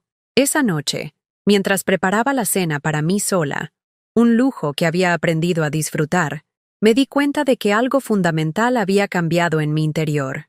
Ya no esperaba que Lucía cambiara para poder ser feliz. Ya no necesitaba su reconocimiento para validar mi experiencia. Ya no dependía de su amor para sentirme completa. Había encontrado la manera de ser feliz por mi propia cuenta. Y esa realización, más que cualquier disculpa o reconciliación, se sentía como la verdadera libertad. El invierno llegó más suave de lo esperado. Mis bugambilias, contrario a lo que había temido, florecieron con una intensidad que no recordaba haber visto antes. Era como si ellas también hubieran sentido la energía renovada que habitaba mi casa y hubieran decidido participar en esta celebración silenciosa de la vida que había comenzado a florecer dentro de mí. Un día de diciembre, mientras regresaba del mercado con verduras frescas para prepararme una sopa de tortilla, algo que ahora hacía por gusto, no por obligación, encontré un sobre blanco debajo de mi puerta. Mi nombre estaba escrito con la letra cuidadosa que conocía de memoria. Era de Lucía. Dentro había una sola hoja de papel y una fotografía. La fotografía me hizo detenerme en seco. Era una imagen que Lucía había tomado de mí hace 3 años, durante una de las pocas veces que había venido a visitarme sin necesitar algo específico. Yo estaba en mi patio, regando mis plantas, completamente ajena a la cámara. En la foto se veía claramente el cansancio en mi postura, la tristeza en mis ojos, la forma en que mis hombros se curvaban hacia adelante como si cargara un peso invisible. Era el retrato de una mujer que había perdido la conexión consigo misma. La carta era breve. Mamá, encontré esta foto entre mis álbumes y no pude dejar de llorar. ¿Cuándo te volviste tan triste sin que yo me diera cuenta? O sí me di cuenta y decidí ignorarlo porque era más cómodo. He estado yendo a terapia. La psicóloga me ayudó a entender cosas que no quería ver. No te estoy escribiendo para pedirte que regreses. Te estoy escribiendo para decirte que me alegra verte feliz. Sofía me enseñó una foto que le tomaste pintando en tu patio. Te ves radiante. Te ves como la mamá que recordaba de mi infancia, antes de que la vida nos complicara todo. Solo quería que supieras eso. Lucía. No firmó como «tu hija que te ama», o con alguna frase que buscara manipular mi respuesta. Era, quizás por primera vez, una comunicación honesta y sin agenda oculta. Guardé la carta en mi buró, junto a otros documentos importantes. No porque planeara responderla inmediatamente, sino porque reconocía que era la primera vez que Lucía me veía realmente. No como una extensión de sus necesidades, sino como una persona independiente. Esa misma semana, recibí una llamada inesperada. Era Patricia, mi maestra de baile folclórico. Elena, tengo una propuesta que puede interesarte. Una compañía cultural está organizando un intercambio artístico con una ciudad hermana en España. Buscan artistas locales mayores de 60 años para representar la cultura mexicana durante un mes. Sé que es mucho pedir, pero creo que serías perfecta. ¿España? ¿Un mes entero? Sí, sería en Sevilla. Tendrían hospedaje, comida y un pequeño estipendio. Compartirían nuestras danzas tradicionales y aprenderían las suyas. También habría talleres de pintura e intercambio cultural. Mi primera reacción fue pánico. ¿Cómo podía yo, Elena Martínez, Una mujer de 67 años que hasta hace unos meses no se atrevía ni a cambiar su número telefónico, considerar viajar sola a otro país. Patricia, yo nunca he salido de México.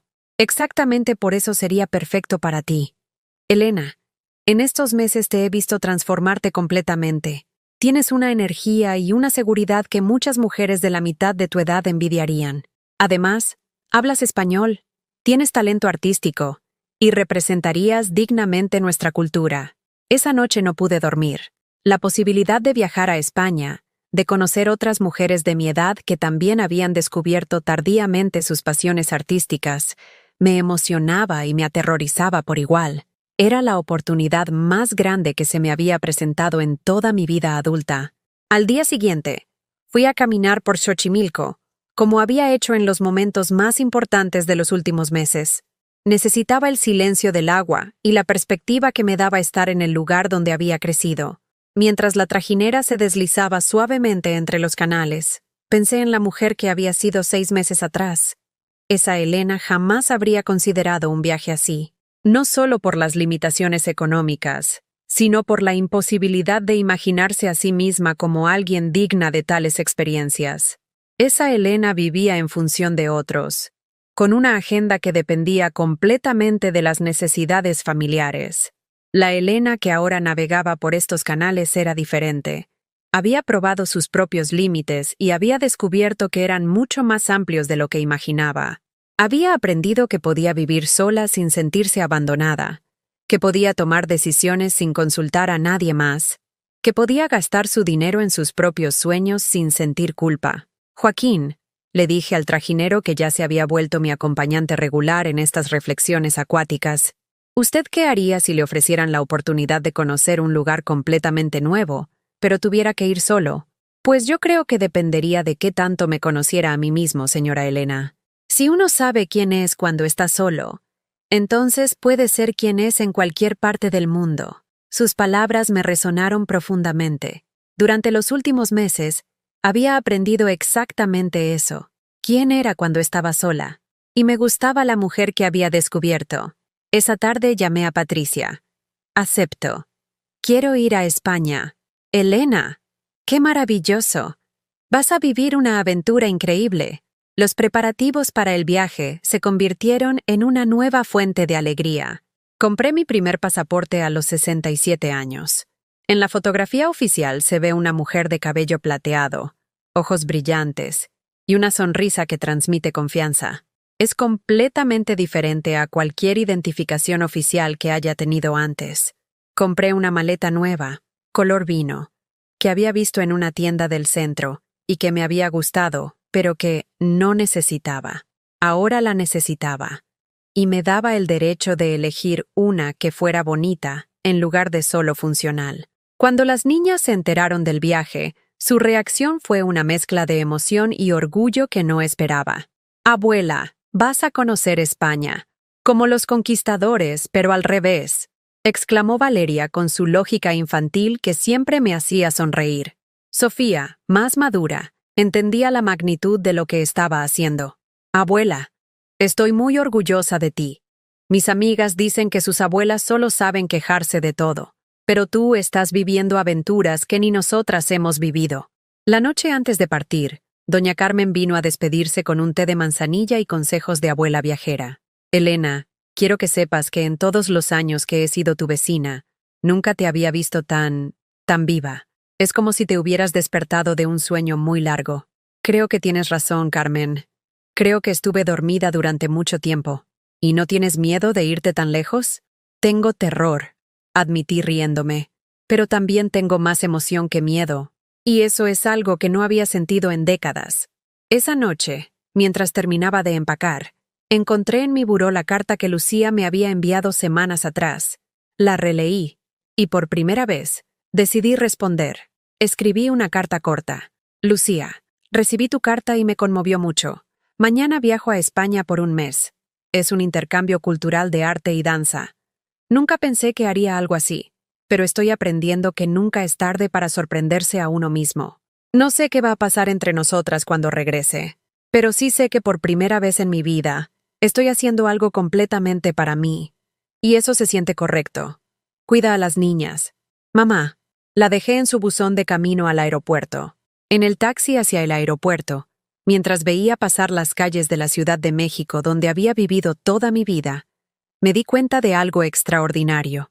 Por primera vez, no tenía miedo de dejar mi casa vacía porque sabía que cuando regresara, la encontraría tal como la había dejado. Ya no había nadie con llaves que pudiera entrar a usar mis cosas o llevarlas sin permiso. Ya no había nadie que dependiera de mi presencia para resolver sus problemas urgentes.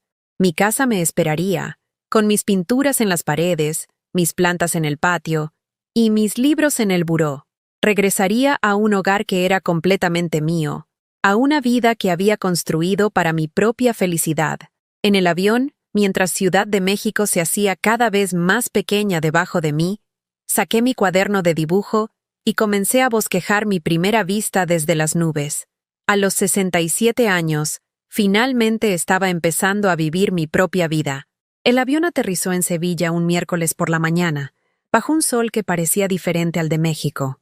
Era más suave, más dorado, como si hubiera atravesado siglos de historia antes de llegar a mi piel. El aeropuerto bullía de actividad, voces en español con acento andaluz que me sonaba familiar, pero extraño al mismo tiempo, como una canción conocida en un ritmo diferente. Carmen Ruiz Montoya, la coordinadora del programa, me esperaba con un cartel que decía Elena Martínez, México. Era una mujer de unos 50 años, cabello castaño recogido en un moño elegante, vestida con colores tierra que le daban un aire de artista bohemia pero sofisticada. Elena, bienvenida a Sevilla. ¿Qué tal el vuelo? ¿Es su primera vez en España? Sí, mi primera vez fuera de México, de hecho. Carmen me miró con una expresión que no pude descifrar inmediatamente, pero después reconocí. Era admiración. ¡Qué valentía! Hacer su primer viaje internacional a los 65, 67. 67. Elena, usted es una inspiración. La mayoría de las mujeres de su edad que conozco tienen miedo hasta de cambiar su rutina de supermercado. Durante el trayecto a mi alojamiento, Carmen me fue contando sobre el programa. Éramos 12 artistas latinoamericanos, todos mayores de 60 años, alojados en un antiguo convento convertido en residencia artística. Compartiríamos experiencias con artistas locales, aprenderíamos técnicas tradicionales andaluzas, y al final del mes, haríamos una presentación conjunta que sería abierta al público. Su habitación está en el segundo piso, con vista al patio principal. Creo que le va a encantar. Hay algo mágico en despertar con el sonido del agua de la fuente central. La habitación superó todas mis expectativas. Era simple pero elegante, con paredes blancas, vigas de madera en el techo, y efectivamente, una ventana que daba al patio más hermoso que había visto en mi vida, naranjos, jazmines, y una fuente de azulejos azules que creaba una música constante y tranquilizadora. Mi primera noche en Sevilla no pude dormir, pero no por angustia, sino por pura emoción. Cada sonido era nuevo. Las campanas de la catedral marcando las horas, el eco de pasos en calles empedradas, conversaciones lejanas en patios vecinos. Era como si hubiera entrado a una novela. Al día siguiente comenzaron las actividades. En el desayuno comunal conocí a mis compañeros de programa. Había una ceramista de Argentina llamada Rosa, un músico folclórico de Colombia llamado Evaristo, una tejedora indígena de Guatemala llamada Esperanza, y varios otros artistas que, como yo, habían decidido que los 60 eran el momento perfecto para aventuras inesperadas. Rosa, en particular, se convirtió en mi compañera inmediata. Tenía 62 años, había sido ama de casa durante 40 años, y había descubierto la cerámica cuando sus hijos se fueron de casa, y por primera vez en décadas no sabía qué hacer conmigo misma. Elena, ¿sabes qué es lo más loco de todo esto? Me dijo mientras caminábamos por las calles angostas del barrio Santa Cruz. Que estoy más asustada y más feliz que nunca al mismo tiempo. Es como si hubiera estado durmiendo, y de pronto alguien hubiera abierto todas las ventanas de la casa. Exactamente. Esa era la sensación que había tenido desde que tomé la decisión de venir. Los talleres eran reveladores. Aprendí técnicas de pintura que nunca había imaginado. cómo mezclar pigmentos naturales, cómo usar la luz mediterránea para crear efectos específicos, cómo incorporar elementos arquitectónicos árabes en composiciones contemporáneas. Pero más que técnicas artísticas, estaba aprendiendo algo sobre mí misma que no había esperado. Tenía hambre de conocimiento. Durante años, mi cerebro había estado ocupado exclusivamente con logística familiar, horarios, presupuestos, problemas, emergencias. Ahora, por primera vez en décadas, podía usar toda mi capacidad mental para algo puramente creativo y personal. Era embriagante. Una tarde, mientras pintaba en el patio principal, me di cuenta de que llevaba 3 semanas sin revisar obsesivamente mi teléfono para ver si había mensajes de casa. Más importante aún, no los extrañaba. «Elena, ¿puedo preguntarte algo personal?», me dijo Pilar, una de las instructoras locales, una mujer de unos 40 años que enseñaba danza flamenca. «Por supuesto. ¿Cómo decidiste hacer este viaje? No es común ver mujeres de tu edad viajando solas a otros países para perseguir pasiones artísticas». La pregunta me hizo reflexionar sobre todo el camino que había recorrido desde aquella tarde en que encontré mi taza rota en el suelo de la cocina. Creo que llegó un momento en que tuve que elegir entre seguir viviendo para otros o empezar a vivir para mí. Y descubrí que vivir para mí no era egoísmo, sino supervivencia. Pilar asintió como si entendiera perfectamente. Mi madre es de tu edad, y toda su identidad gira alrededor de ser útil para sus hijos y nietos. Siempre me ha dado tristeza verla así, porque siento que hay una mujer completa debajo de todo ese sacrificio que no se atreve a salir. Dile que nunca es tarde. Yo pensé que era demasiado tarde hasta hace unos meses. Las tardes en Sevilla se convirtieron en mi momento favorito del día. Después de los talleres, Rosa y yo caminábamos por la ciudad sin rumbo fijo, descubriendo plazas escondidas, entrando a iglesias antiguas, probando tapas en bares donde los camareros nos trataban con la paciencia cariñosa que reservaban para turistas que claramente no tenían prisa por llegar a ningún lado. Una tarde, en una pequeña taberna cerca del río Guadalquivir, Rosa me hizo una confesión que cambió mi perspectiva sobre mi propia historia.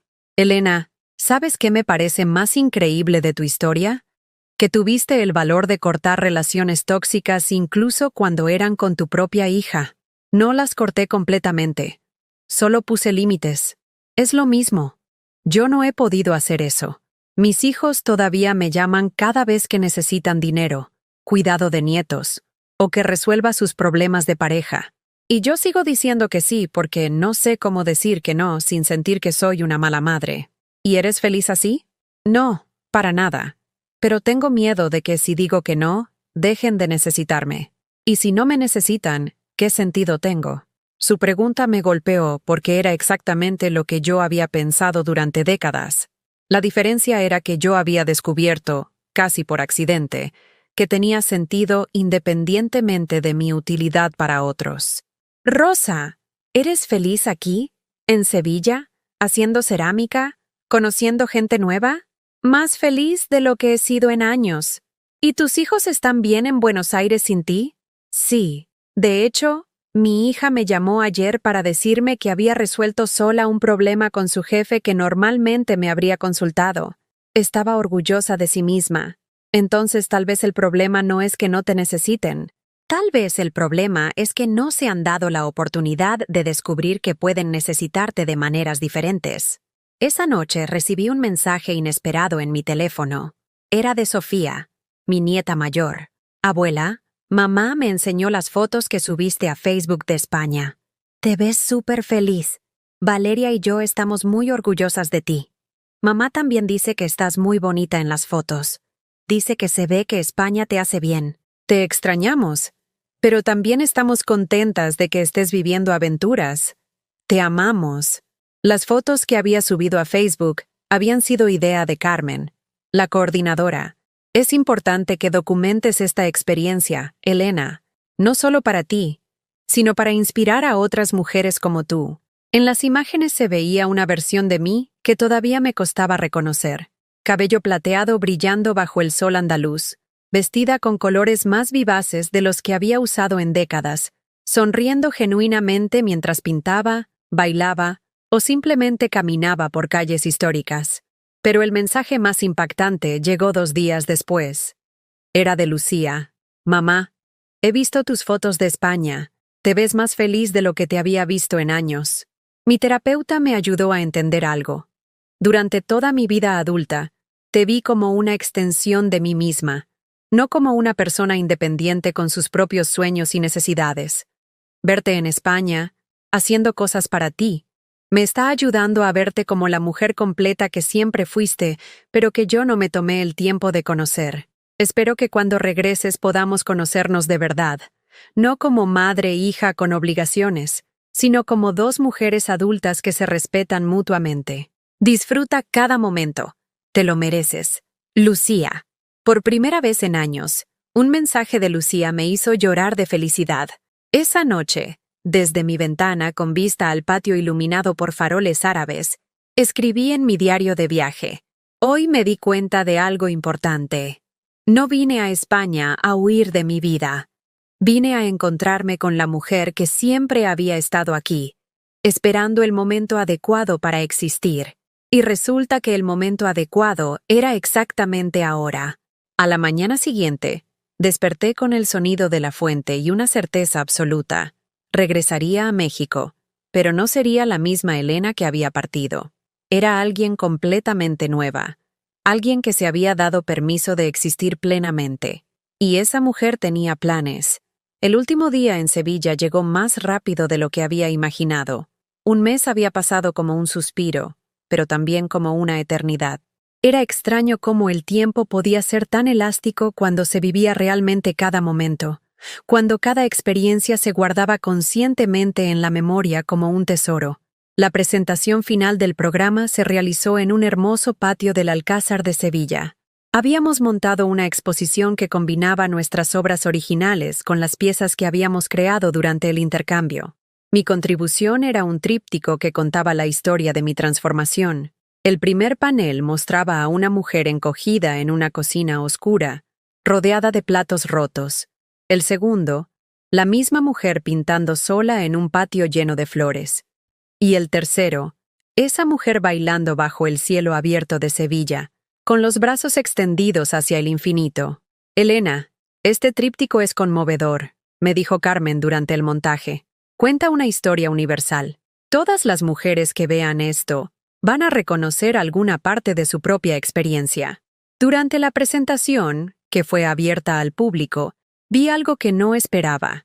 Entre los asistentes había mujeres de todas las edades, pero especialmente muchas mujeres mayores que observaban las obras con una intensidad particular. Algunas se detuvieron frente a mi tríptico durante largos minutos, y varias se acercaron a hacerme preguntas. ¿Esto es autobiográfico?, me preguntó una señora de unos 70 años, con acento sevillano cerrado. Completamente. ¿Y cuánto tiempo pasó entre el primer panel y el tercero? 40 años para llegar del primero al segundo. 6 meses para llegar del segundo al tercero. La mujer se quedó callada, mirando especialmente el tercer panel donde yo bailaba con libertad absoluta. 40 años, repitió, como si estuviera calculando algo en su mente. Yo tengo 72. Según su cronología, todavía tengo tiempo. Esa conversación se repitió varias veces durante la noche, con diferentes mujeres, diferentes historias, pero la misma pregunta de fondo: ¿todavía hay tiempo? Al día siguiente, mientras empacaba mi maleta en la habitación que había sido mi hogar durante un mes, me di cuenta de que regresaba con más cosas de las que había traído, pero no solo objetos físicos. Traía bocetos de lugares que había descubierto, recetas de platos que había aprendido a cocinar, números de teléfono de amigas de diferentes países que había prometido mantener en contacto, y sobre todo, una versión de mí misma que no había conocido antes. Rosa vino a despedirse antes de partir hacia Buenos Aires. Elena, este mes cambió mi vida. No solo por el arte, sino por verte a ti vivir sin disculpas. Voy a regresar a casa y voy a poner límites. Mi hija de 35 años va a tener que aprender a resolver sus propios problemas de dinero. ¿Y si se enoja? Entonces se enoja. Pero yo no voy a volver a sentir que mi única función es ser útil para otros. Quiero seguir haciendo cerámica. Quiero seguir viajando. Quiero seguir siendo Rosa. no solo la mamá de, o la abuela de. El vuelo de regreso fue completamente diferente al de ida. En lugar de nervios, sentía una anticipación tranquila. No regresaba huyendo de nada, ni temiendo nada. Regresaba como alguien que había salido a explorar el mundo y había descubierto que era más grande y más interesante de lo que había imaginado. En el aeropuerto de Ciudad de México me esperaba una sorpresa. Doña Carmen estaba ahí, con un ramo de flores amarillas y una sonrisa que no había visto en su rostro en los 15 años que llevábamos de ser vecinas. Elena, tenía que venir a verte llegar. No podía creer que mi vecina se hubiera ido a España sola y regresara convertida en una artista internacional. ¿Artista internacional? Sofía me enseñó las fotos que subiste. Se ve que viviste como una artista de verdad. Y se nota en tu cara. Te ves plena. Durante el trayecto a casa en taxi, doña Carmen me fue contando las novedades del barrio. Pero también algo que me sorprendió. Elena, no sabes la cantidad de señoras que me han venido a preguntar por ti. Que cómo te animaste, que si no tenías miedo, que cómo hiciste para organizarte sola. Creo que tu viaje inspiró a más gente de la que imaginas. ¿En serio? La señora Amparo de la esquina me dijo que si tú pudiste irte a España a los 67, ella puede aprender a manejar a los 62. Se inscribió en una escuela de manejo la semana pasada. Mi casa me recibió exactamente como la había dejado. Pero se sentía diferente, no porque hubiera cambiado físicamente, sino porque yo la veía con ojos nuevos. Era mi refugio, pero ya no mi prisión. Era mi base, pero no mi límite.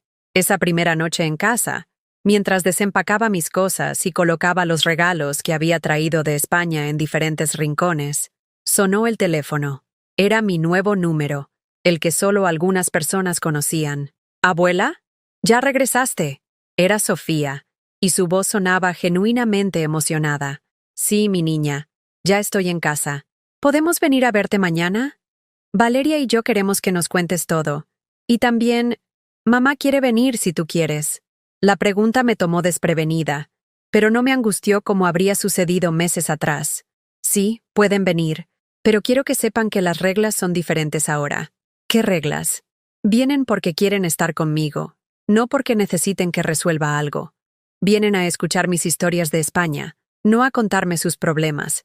¿Y si mamá viene? Viene porque quiere conocer a la Elena que regresó de España, no porque necesita la Elena que se fue.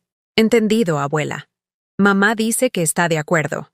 Al día siguiente, cuando llegaron las 3, me di cuenta inmediatamente de que algo había cambiado en la dinámica familiar durante mi ausencia. Las niñas se veían más independientes, más seguras. Y Lucía se veía diferente también. Mamá, te ves hermosa, fue lo primero que me dijo. Y había algo en su voz que no había escuchado en años.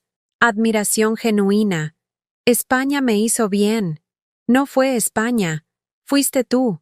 Te diste permiso de ser feliz. Durante las siguientes 2 horas, les conté sobre mi experiencia. Les mostré fotos, les enseñé bocetos, les preparé té con hierbas que había traído de Sevilla. Pero sobre todo, noté algo extraordinario. Lucía me escuchaba realmente. No estaba esperando una pausa para cambiar el tema hacia sus propios problemas.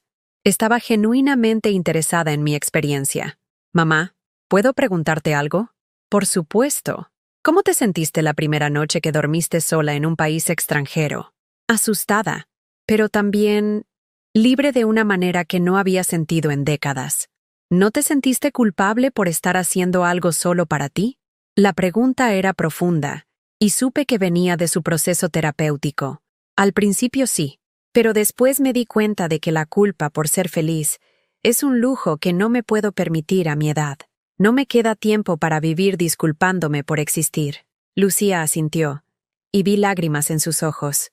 Mamá, yo nunca aprendí eso. Nunca aprendí que tenías derecho a ser feliz independientemente de nosotras, porque yo nunca te lo enseñé.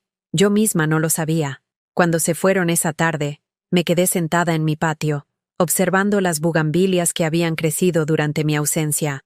Era como si también ellas hubieran aprovechado mi viaje para florecer más libremente. Esa noche, revisé los mensajes que había recibido durante mi estancia en España. Además de los de mis nietas y Lucía, había varios de números desconocidos. Mujeres del barrio que habían conseguido mi número y me escribían para felicitarme por mi valentía. Una prima lejana que me preguntaba cómo había organizado el viaje, porque ella quería hacer algo similar. Incluso un mensaje de Samuel, breve pero significativo. Elena, veo las fotos de España. Me da mucho gusto verte tan feliz. Espero que podamos conversar cuando regreses, pero sin presiones. Solo si tú quieres. Me di cuenta de que mi transformación había sido visible no solo para mí, sino para todos los que me conocían. Y más importante, había servido de inspiración para otras mujeres que, como yo, habían creído que era demasiado tarde para reinventarse. Antes de dormir, escribí en mi diario: hoy regresé a casa, pero no regresé a mi vida anterior. Regresé a una vida nueva que está esperándome. Una vida donde soy la protagonista de mi propia historia, no un personaje secundario en las historias de otros. Y esto es solo el comienzo. A los 67 años, finalmente había aprendido la diferencia entre existir y vivir. Y había elegido vivir. 6 meses después de mi regreso de España, mi vida había tomado una forma que jamás habría podido imaginar. Mi casa se había convertido en algo que nunca antes había sido. Un verdadero hogar. No solo un refugio o un lugar de paso para resolver problemas familiares, sino un espacio que reflejaba quién era yo realmente. Las paredes ahora estaban llenas de mis propias pinturas. El tríptico de Sevilla ocupaba el lugar de honor en la sala, pero había añadido muchas otras obras. Paisajes de Xochimilco pintados de memoria, pero con técnicas que había aprendido en España. Retratos de mujeres desconocidas que había observado en cafés y parques. Naturalezas muertas de las flores de mi patio, que cambiaban con las estaciones. Cada cuadro contaba una historia de libertad, de una mujer que había aprendido a ver el mundo con sus propios ojos. Mis días tenían una estructura completamente nueva. Despertaba cuando mi cuerpo me indicaba que había descansado lo suficiente, no por obligaciones externas. Desayunaba mirando hacia mi patio mientras planificaba qué iba a pintar o qué lugar de la ciudad iba a explorar. Había comenzado un proyecto personal: documentar en acuarelas los mercados tradicionales de diferentes colonias de Ciudad de México, lugares que durante décadas había visitado solo para resolver necesidades domésticas, pero que ahora veía como espacios llenos de color, historia y humanidad. Los martes y jueves seguía yendo a mis clases en la Casa de Cultura, pero ahora también había comenzado a dar talleres los sábados por la mañana. Pintura para mujeres que empiezan tarde. Había sugerido cuando la directora me propuso compartir mi experiencia. El taller se llenó inmediatamente con una lista de espera de 3 meses. Mis estudiantes eran mujeres entre los 50 y los 75 años, cada una con una historia diferente, pero con el mismo denominador común. Habían vivido décadas priorizando a otros y ahora querían descubrir qué les gustaba hacer solo para ellas. Había amas de casa que nunca habían tenido tiempo para hobbies, profesionistas jubiladas que querían explorar su lado creativo, viudas que buscaban una nueva identidad después de décadas definidas por su relación matrimonial. Elena, me decía Guadalupe, una de mis estudiantes de 63 años, cuando pinto aquí contigo, siento que estoy conociendo a una parte de mí que había estado escondida durante 40 años. ¿Y cómo se siente eso?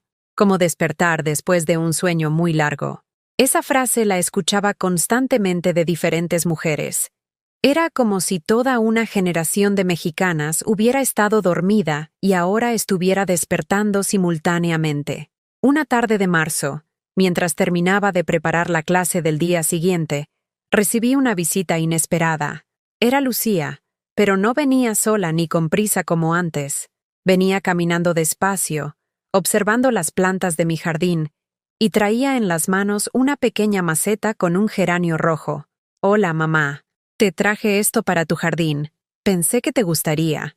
Era la primera vez que Lucía me traía un regalo que no estaba relacionado con fechas obligatorias o disculpas por alguna transgresión. Era simplemente un detalle porque había pensado en mí. «Está hermoso, hija. Lo vamos a plantar junto a las bugambilias». Nos sentamos en mi patio, cada una con una taza de café, y por primera vez en años tuvimos una conversación sin agenda oculta, sin peticiones veladas, sin tensiones subyacentes. Mamá, quiero contarte algo. Samuel y yo estamos yendo a terapia de pareja. ¿Cómo te sientes con eso? Al principio me daba mucha vergüenza. Sentía que admitir que necesitábamos ayuda era como confesar que habíamos fracasado. Pero después me di cuenta de que pedir ayuda no es fracasar, es crecer. Me pareció interesante que Lucía hubiera llegado a esa conclusión, considerando que durante años había criticado cualquier intento mío de buscar apoyo o cambio personal. ¿Y qué están aprendiendo? Muchas cosas. Pero principalmente que los dos crecimos en familias donde las mujeres se sacrificaban automáticamente y los hombres esperaban ser cuidados automáticamente, y que estábamos repitiendo esos patrones sin cuestionarlos. Lucía hizo una pausa, mirando las flores que acabábamos de plantar. También estoy aprendiendo que contigo hice exactamente lo mismo que hacía con Samuel. Asumí que tu función era facilitarme la vida, y nunca me pregunté qué necesitabas tú o qué querías tú.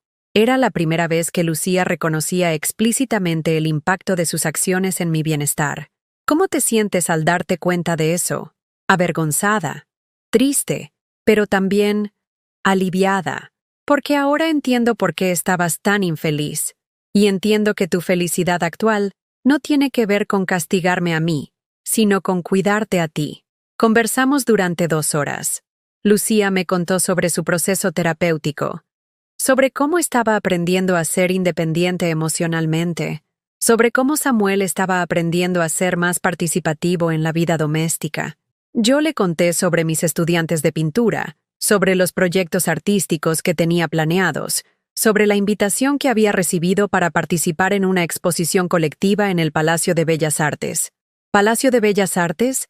Mamá, eso es increíble. Sí. Es para una muestra que se llama Mujeres que florecen después de los 60. Van a ser 20 artistas de toda la República. ¿Cómo te sientes? Nerviosa y emocionada. Es la primera vez que mi trabajo va a ser visto por tantas personas. Mamá, estoy muy orgullosa de ti. Y por primera vez en décadas, cuando Lucía me dijo que estaba orgullosa de mí, lo sentí genuino.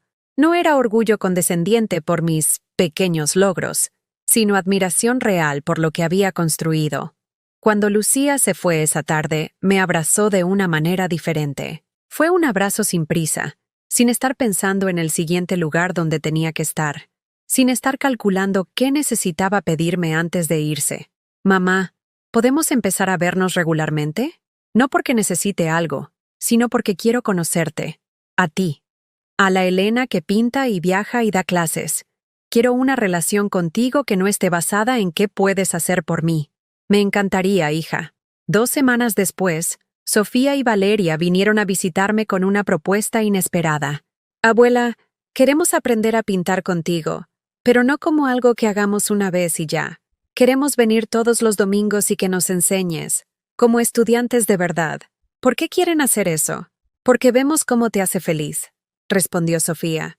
Y porque queremos hacer algo que sea solo nuestro, como tú hiciste. ¿Y sus padres están de acuerdo? Sí. Mamá dice que es bueno que aprendamos a tener pasiones propias desde chicas, para que no nos pase lo que a ti te pasó de descubrirlas hasta grande. Empezamos las clases dominicales esa misma semana. Era extraordinario ver cómo mis nietas, libres de la presión de ser útiles o de resolver problemas ajenos, tenían una creatividad natural y una espontaneidad que me inspiraba. Valeria pintaba flores enormes con colores imposibles. Sofía se especializaba en retratos de personas inventadas, cada una con una historia que ella creaba mientras pintaba. Abuela, ¿tú crees que cuando sea grande voy a poder viajar sola como tú? Me preguntó Valeria una tarde. Mi niña, yo creo que tú no vas a tener que esperar hasta los 67 años para darte permiso de ser feliz. Vas a saber desde chiquita que tienes derecho a vivir tu propia vida. ¿Cómo lo voy a saber? Porque yo te lo voy a recordar siempre. Un mes antes de la exposición en Bellas Artes, recibí una llamada que cambiaría nuevamente mi perspectiva sobre las posibilidades de mi vida. ¿Elena Martínez? Habla Carmen Ruiz Montoya, de Sevilla. Carmen, ¡qué sorpresa! Elena, te llamo con una propuesta. ¿Te interesaría venir a Sevilla durante 3 meses el próximo año? Pero no como estudiante, sino como maestra visitante. Queremos que dirijas un taller para mujeres mayores españolas sobre redescubrimiento artístico en la tercera edad. La propuesta me dejó sin palabras. No solo me estaban invitando a regresar a España, sino como una experta, como alguien cuya experiencia era valiosa para otras mujeres. Carmen, yo no sé si tengo las credenciales para algo así. Elena, tienes las únicas credenciales que importan.